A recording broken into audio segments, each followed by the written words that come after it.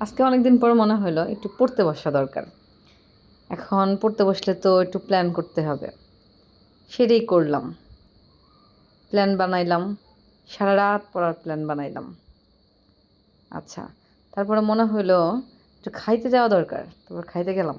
খাওয়া দাওয়া করে এসে আবার বসলাম পড়তে। ভাবলাম যে দেখি যে একটু স্টার্ট করি। চেষ্টা করলাম, ঘাটাঘাটি করলাম। একটা কোয়েশ্চেন সলভ করতে গিয়েই এত টাইম লেগে যেতেছে।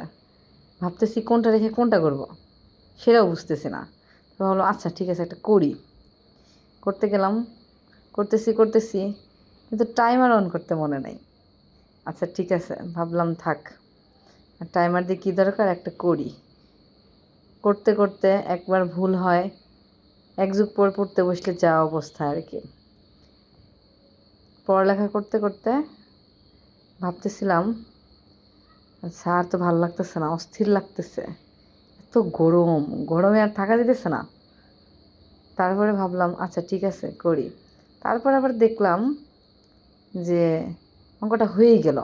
তারপরে রেখে আবার ঘুম দিলাম।